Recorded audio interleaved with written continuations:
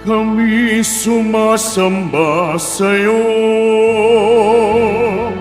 at gumagalang sa krus mo na kaligtasan ng mundo.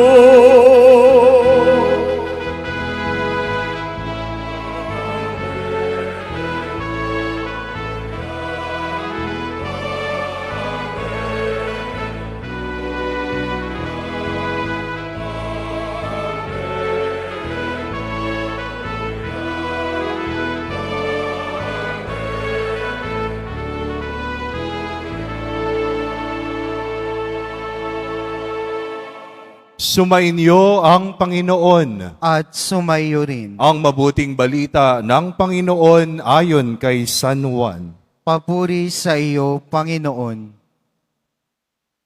Noong panahong iyon, sinabi ni Jesus kay Nicodemo, walang umakyat sa langit kundi ang bumaba mula sa langit, ang anak ng tao. At kung paanong itinaas ni Moises ang ahas doon sa ilang, gayon din naman, kailangang itaas ang anak ng tao upang ang sinumang sumasampalataya sa Kanya ay magkaroon ng buhay na walang hanggan.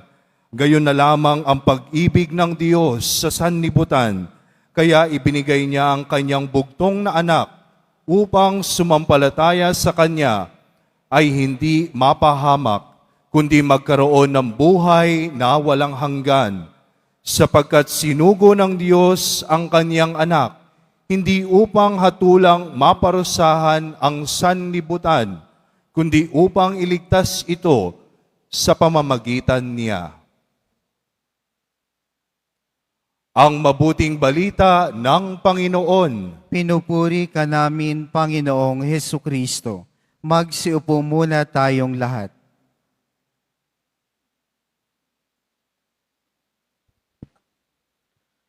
Magandang gabi po sa inyong lahat, mga kapatid kay Kristo. Sa lahat po ng ating mga taga-subaybay sa iba't ibang online platforms at sa lahat ng ating mga kadiboto sa iba't ibang panig ng Pilipinas at maging sa buong mundo kung saan tayo ay naaabot ngayon ng ating live streaming. Mapayapang gabi din po sa inyong lahat. Purihin at dakilain natin ang ating Panginoon, ang mahal na poong Jesus Nazareno.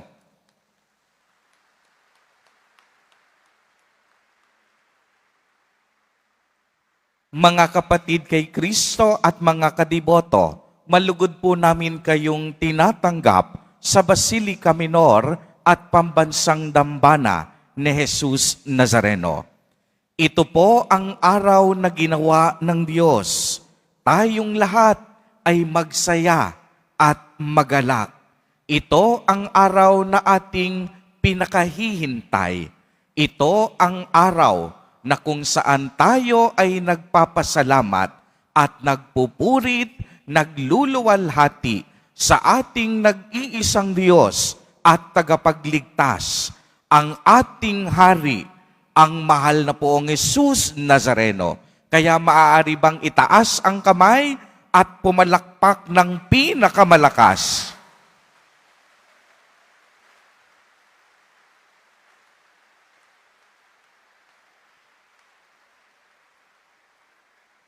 Para sa kaniyang dakilang kapistahan. Kaya pakisabi nga sa iyong katabi, Happy Fiesta!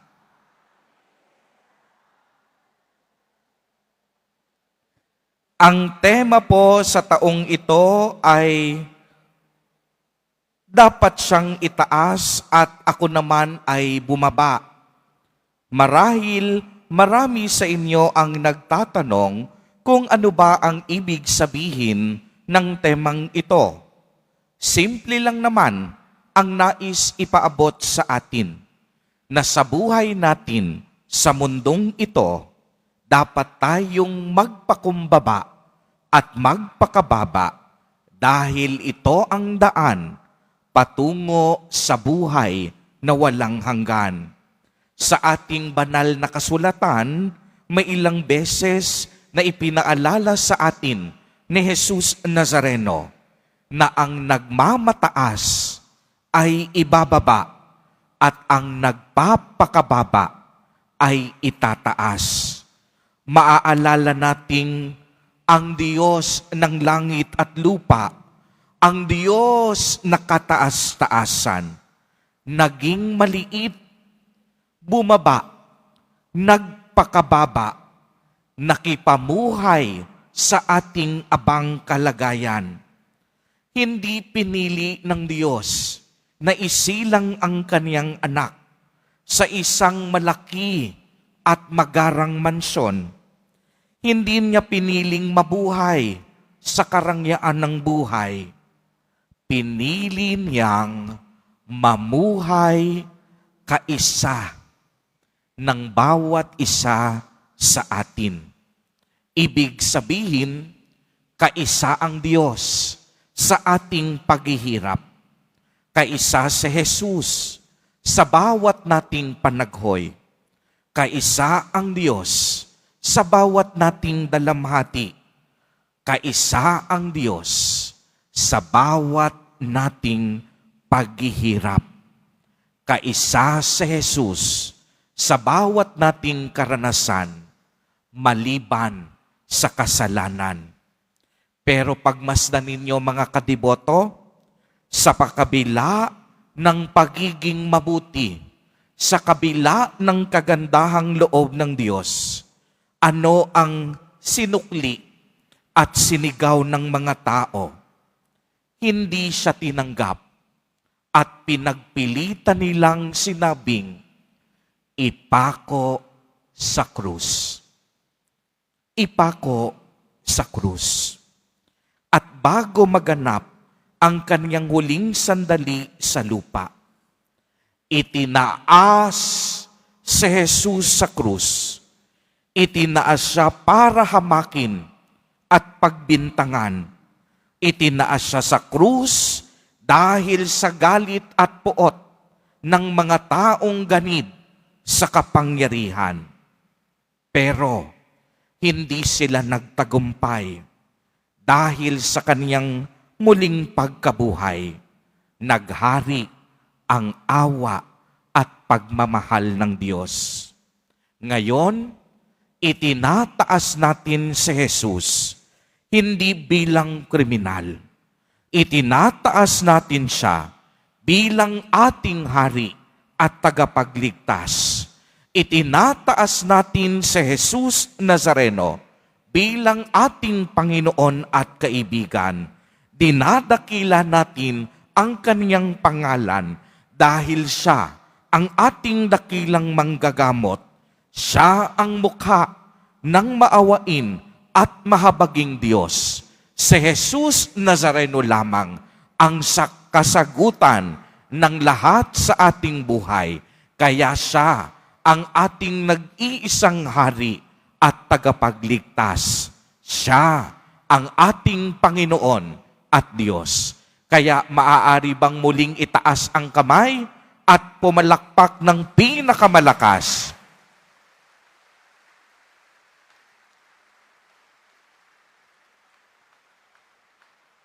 Sa ating haring itinatanghal at itinataas sa mga sandaling ito, haring ating itinataas sa buhay natin sa mundong ito.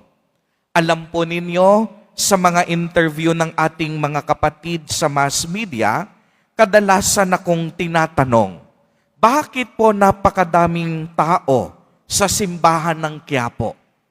Umulan man o umaraw, ang mga deboto hindi umaalis sa pila. Nakakasiguro ako, ilang oras kayong naghintay para makapasok sa simbahan dito. Yung iba sa inyo, kahit pagod na, kinakaya. Yung iba sa inyo, nakatayo sa napakatagal na oras. At lagi kong sinasabi, may mga bagay na hindi kayang ipaliwanag ng isip, ngunit nadarama ng ating puso. Maraming himala ang nararanasan ng tao, nadadama sa paglingap ng Panginoon. Paano mo nga ba mapapaliwanag? Nagsimula ang misa natin kahapon, 3 ng hapon, hanggang ngayon, hindi mo malaman kung saan nanggagaling ang mga tao. Ang hirap isipin, hindi mapaliwanag. Pero sigurado ako, kahit anong sikip, kahit anong hirap, nadarama ng puso ninyo ang buhay na pananampalataya natin kay Jesus Nazareno. Nadarama ninyo ang Diyos sa inyong buhay. Maraming panalangin ang pinakinggan ni Jesus Nazareno. Maraming panalangin ang kaniyang pinakikinggan sa mga sandaling ito. At maraming panalangin ang kaniyang pakikinggan pa dahil buhay ang ating pananampalataya sa ating nag-iisang Diyos. Kaya palakpakang muli natin si Jesus Nazareno.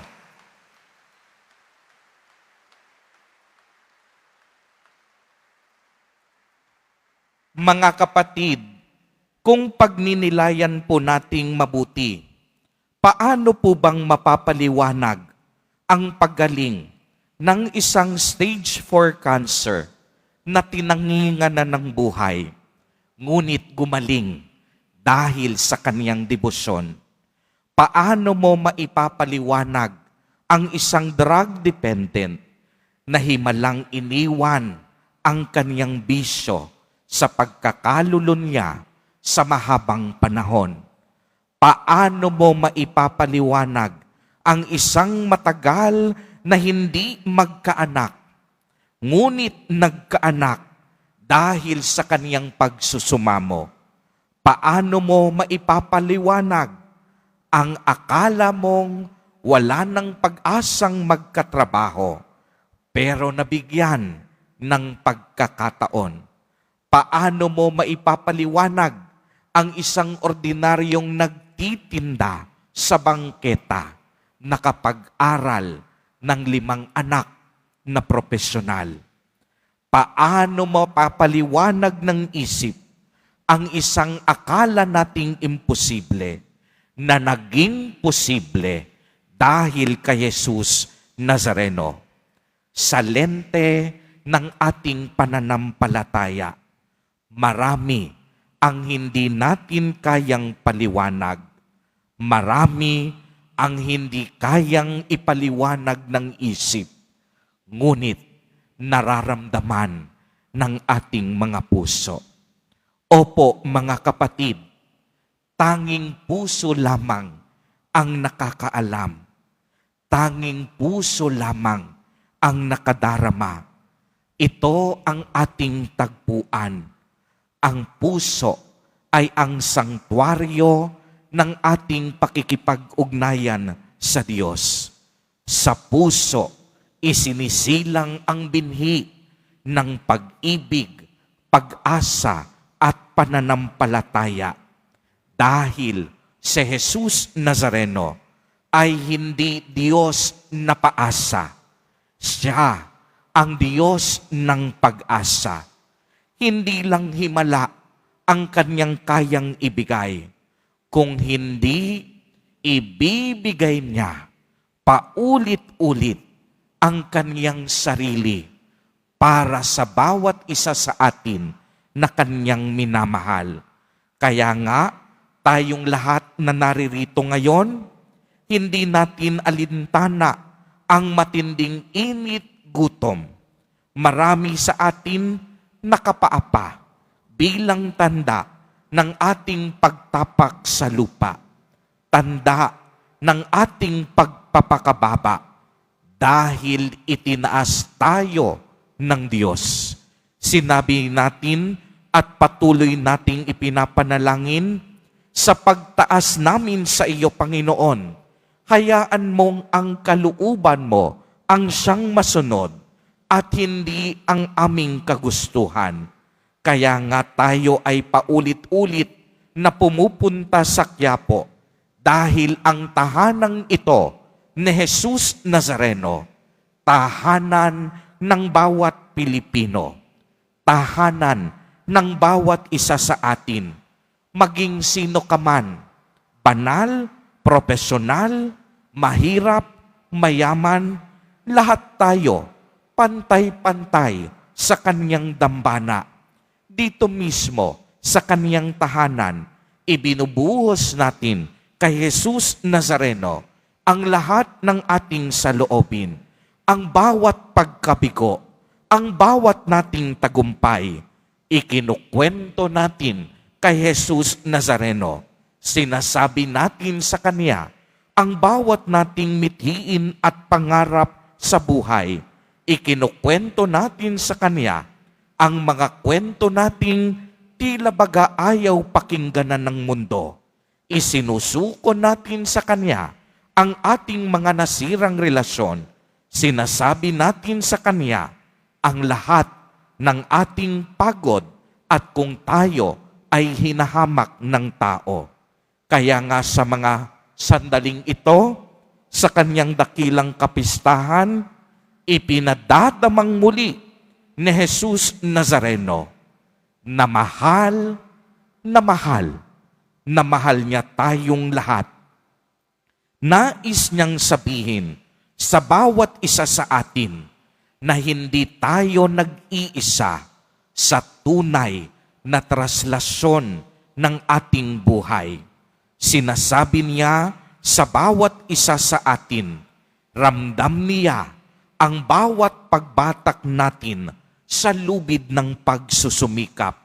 Nauunawaan ng Diyos ang bawat pagsalya natin upang matawid natin ang ating pagkagutom at pagkauhaw sa ating buhay.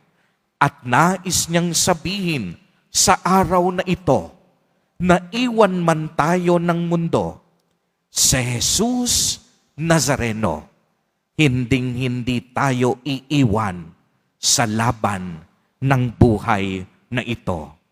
Dahil si Jesus Nazareno lamang ang ating tunay na kakampi at kaibigan. Siya lamang ang ating nag-iisang pag-asa. Si Jesus Nazareno, ang ating hari at tagapagligtas. Kaya sa mga sandaling ito, sama-sama tayong magpakababa at itaas natin at itampok ang nag-iisang pangalan ng ating kaligtasan, ang ating Nuestro Padre, Jesus Nazareno. Amen. Amen. Purihin at dakilain natin ang ating Panginoon. Ibigay nating muli, itaas ang kamay, ang pinakamalakas na palakpak sa ating Hari at Tagapagligtas. Viva Poong Jesus Nazareno! Viva Poong Jesus Nazareno! Viva Poong Jesus Nazareno!